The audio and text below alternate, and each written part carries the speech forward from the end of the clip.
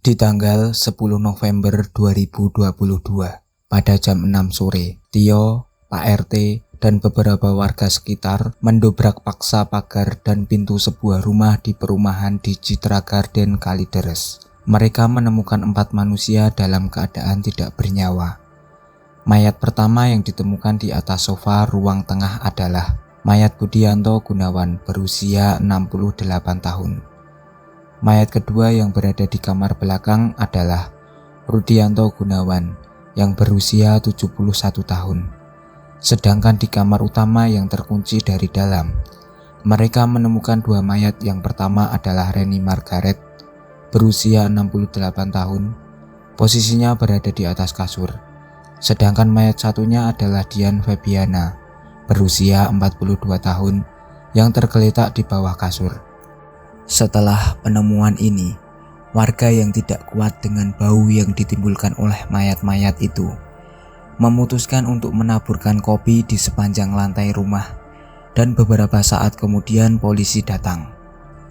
Dari hasil pemeriksaan, ditemukan buku dari beberapa lintas agama, kelentingan, dan juga kertas bertuliskan mantra-mantra dengan aksara tertentu. Terdapat juga banyak bedak bayi, padahal di rumah tidak pernah ada bayi, kapur barus, dan lilin merah. Dan yang paling mengejutkan di mayat itu, tidak ditemukan makanan sisa di dalam organ tubuhnya. Bahwa di dalam lambungnya tidak ada isi makanan.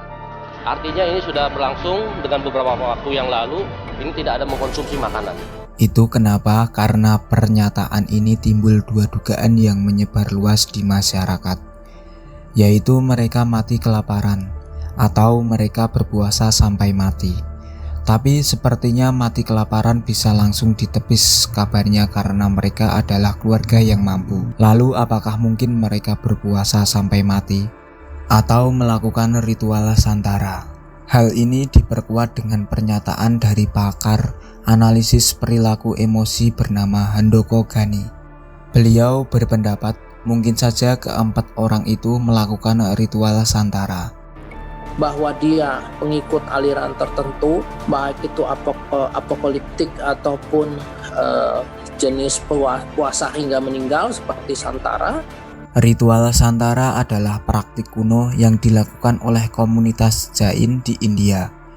Ritual ini mengacu pada praktik mengurangi asupan makanan dan air secara bertahap untuk mengakhiri hidup dan mencapai moksa. Praktik ini juga dikenal dengan ritual Salikana, Samadimarana, dan Sanasana Marana, atau secara kasarnya mereka berempat berpuasa sampai mati. Dari sini saya penasaran kenapa seseorang mau melakukan itu. Hal apa yang mendasari mereka ingin berpuasa sampai mati?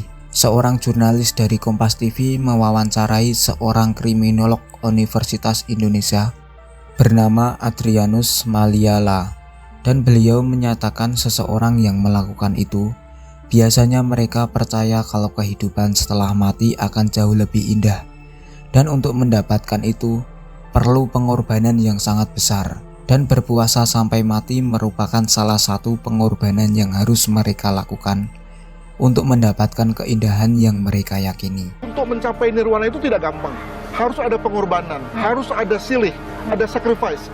Maka saya lalu berpikir bahwa jangan-jangan melaparkan diri hingga mati itulah bagian dari tadi, mengorbankan diri, berkorban untuk kemudian menjadi satu hal yang worth it, ya. Cocok untuk kemudian membawa dia layak diterima di dunia itu. Sekarang kita kembali beberapa bulan sebelum mayat itu ditemukan, tepatnya di tanggal 13 Mei di tahun 2022. Ada seorang pegawai koperasi datang ke rumah Rudianto. Ketiga petugas koperasi itu datang karena Budianto ingin menggadaikan rumah tersebut. Mereka pun disambut oleh Budianto itu sendiri. Tapi saat melihat sertifikat rumah atas nama Reni Margareta, petugas koperasi bertanya di mana Ibu Margareta. Budianto menjawab ibu lagi tidur. Petugas koperasi itu bertanya lagi apakah saya bisa melihat Ibu Reni. Salah satu petugas masuk ke kamar nomor 1. Di sana ada Dian, dan kondisi ruangan gelap, lampu dimatikan oleh Dian. Lalu Dian berkata, lampu tolong jangan dinyalakan. Ibu saya sangat sensitif dengan cahaya. Tapi diam-diam petugas koperasi itu menyalakan lampu flash HP-nya. Dan seketika dia bilang seperti ini, "Allahu Akbar, ini adalah mayat." Dian pun menjawab, "Tidak, ibu saya bukan mayat. Ibu saya masih hidup. Saya masih kasih susu dan bahkan saya masih menyisiri rambutnya." Petugas koperasi itu keluar dan berdiskusi dengan dua temannya. "Kita harus laporan ini ke polisi atau Pak RT." Budianto yang mendengar percakapan itu pun menghampiri dan berkata, "Tolong jangan beritahu siapapun, atau kita berdua akan mati." Ketiga petugas koperasi itu pun pergi dan tidak memberitahu siapapun, dan rumah itu jelas saja tidak jadi digadaikan. Dari sini kita bisa simpulkan kalau pada tanggal 13 Mei, Reni Margareta sudah meninggal dunia. 5 bulan kemudian setelah kejadian ini, tepatnya di tanggal 5 September, Pak RT sempat berkomunikasi dengan Dian via WhatsApp. Pak RT coba memberitahu Dian agar segera membayar listrik agar tidak diputus. Lalu di tanggal 4 Oktober, Dian menghubungi petugas PLN untuk memutus listriknya secara permanen. Dan di tanggal 27 Oktober, petugas PLN coba menghubungi Dian, tapi tidak ada jawaban dan sudah tidak bisa dihubungi. Seorang petugas keamanan di Komplek Citra Garden bernama Radin yang tugasnya menagih iuran komplek menyatakan kalau terakhir keluarga Budianto membayar iuran adalah di bulan Juli. Sejak Agustus mereka tidak pernah lagi membayar sampai mereka ditemukan sudah meninggal dunia di bulan November. Ada seseorang tetangga juga mengaku kalau 3 minggu sebelum mereka ditemukan tewas, ia melihat driver ojol mengantar makanan, dan itulah terakhir kali mereka terlihat masih hidup. Itu artinya di awal bulan Oktober kemungkinan salah satu antara Dian, Budianto, dan Rudianto masih hidup. Tapi di antara 4 mayat yang ditemukan, 2 di antaranya sudah kering alias kematiannya sudah lebih dari 3 bulan. Dan salah satunya adalah Rudianto Gunawan. Hal ini menyimpulkan jika pada bulan Mei, Reni Margareta ditemukan oleh petugas koperasi sudah meninggal. Lalu kapan Rudianto Gunawan meninggal dunia? Tio, yaitu tetangga dari keluarga Rudianto, menambahkan kalau sekitar akhir Februari sampai Maret, awal tercium bau menyengat dari rumah Rudianto. Tapi bau itu tidak berlangsung lama, dan mungkin saja di waktu itu salah satu di antara Rudianto atau Reni Margareta meninggal dunia. Itu artinya sejak bulan Mei sampai November awal, Budianto dan Dian hidup bersama 2 mayat di rumahnya. Ada sebuah teori menarik yang dijabarkan di media sosial. Akun bernama Dormits, ia bilang, kemungkinan 3 lansia diurus oleh anak dari pasangan yang juga meninggal itu kondisi yang sangat tertekan. Dia harus mengurus orang tua dan 1 paman yang juga sudah tua sendirian selama bertahun-tahun. Saat pandemi, mana tahu mereka terdampak sehingga harus berhemat. Dengan kata lain, sang anak di usia 42 tahun pun sulit bergerak tanpa adanya sistem pendukung. Kalau benar dia depresi, wajar kalau dia tidak mau bersosialisasi. Hari-hari yang dilalui berat dan dijalani sendiri sambil menjadi perawat orang-orang tua di rumah itu. Sehingga mata sang anak mungkin jadi gelap. Dan mereka merencanakan kematian yang dilakukan sang anak sampai terakhir anaknya merelakan mati dalam kegelapan. Teori ini sebenarnya terdengar sangat masuk akal, tapi apakah benar demikian?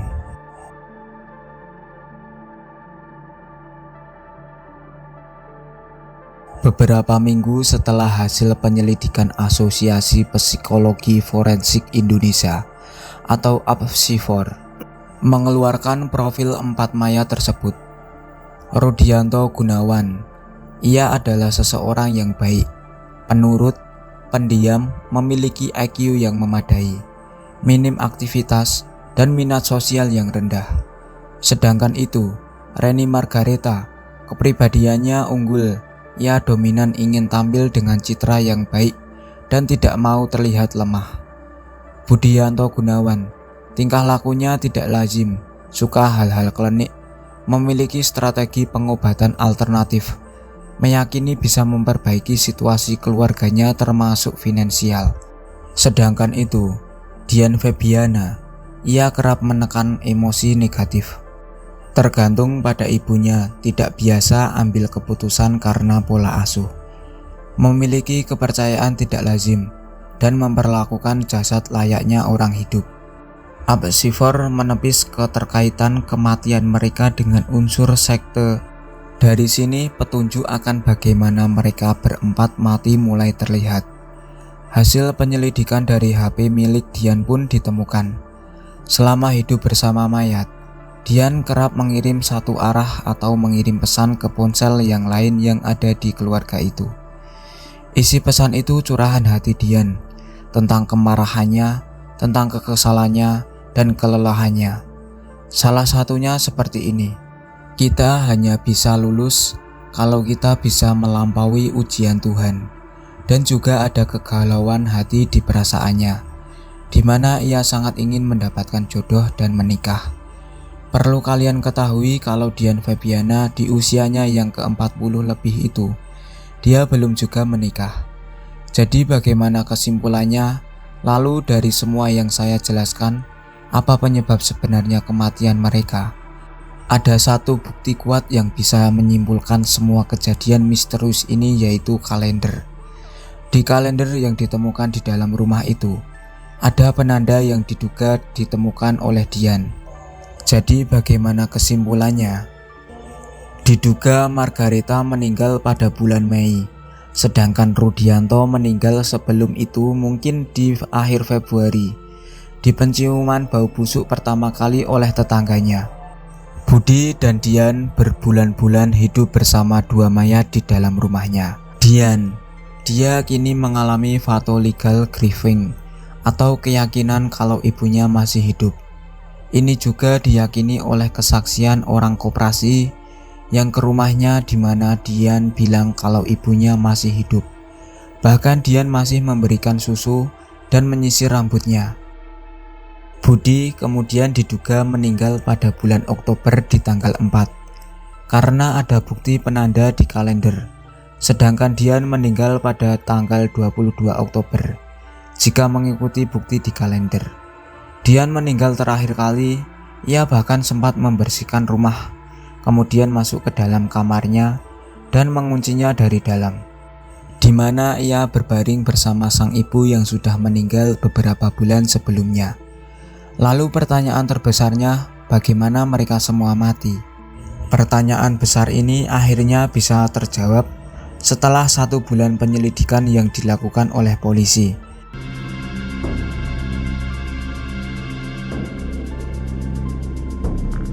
Mengambil kesimpulan ilmiah bahwa urutan kematian dari 4 jenazah ini adalah yang paling awal adalah Bapak Rudianto, kemudian dilanjutkan dengan Ibu Reni, dan kemudian Bapak Budianto, dan terakhir adalah Mbak Dian. Dengan jelas dan yakin kami dapat menyatakan bahwa sebab kematian dari Bapak Rudianto dan Reni merupakan penyakit pada saluran cerna, dan untuk Ibu Reni adalah kelainan pada payudara. Sedangkan sebab kematian yang pasti dari Pak Budianto adalah serangan jantung yang baru atau akut. Untuk sebab kematian dari Ibu Dian merupakan gangguan pernafasan yang disertai dengan penyakit pernafasan yang kronis.